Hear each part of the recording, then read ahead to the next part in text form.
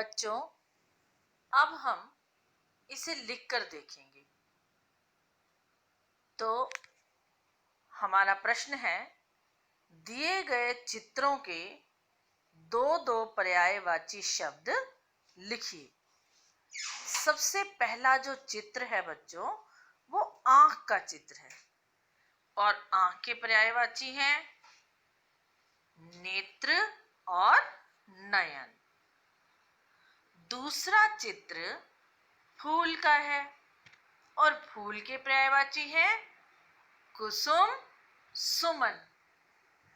तीसरा चित्र है बच्चों वृक्ष, पेड़ का, और इसके पर्यायवाची हैं वृक्ष और तरु। तीसरा चित्र है बच्चों चांद का और इसके पर्यायवाची शब्द हैं चंद्रमा और शशि।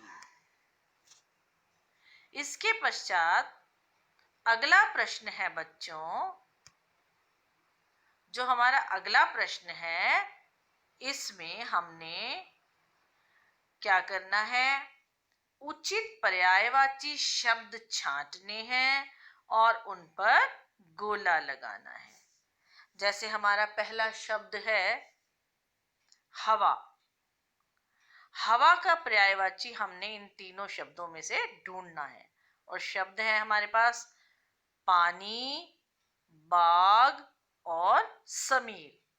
तो हवा का पर्यायवाची है बच्चों समीर। उसके बाद है बच्चों सूर्य। सूर्य के सामने ये तीन पर्यायवाची शब्द लिखे हैं, इसमें से हमने सही शब्द ढूंढना है और उस पर सर्कल लगाना है। दिनकर, दिवस, दुनिया।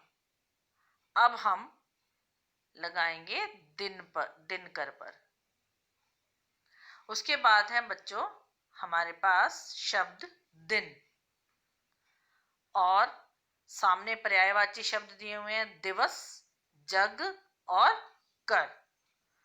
तो दिन का होता है बच्चों पर्यायवाची शब्द दिवस।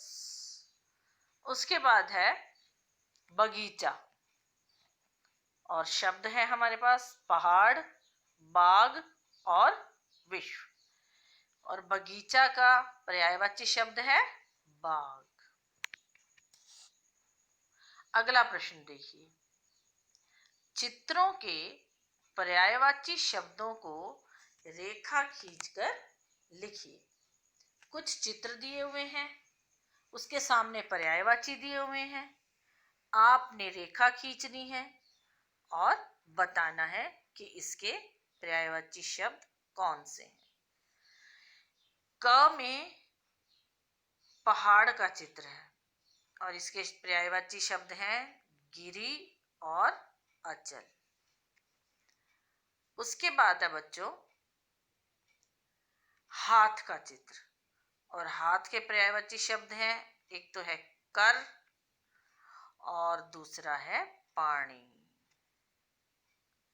अब है हमारे पास चित्र सूरज का और सूरज के पर्यायवाची हैं, एक तो है दिवाकर और दूसरा है दिनकर।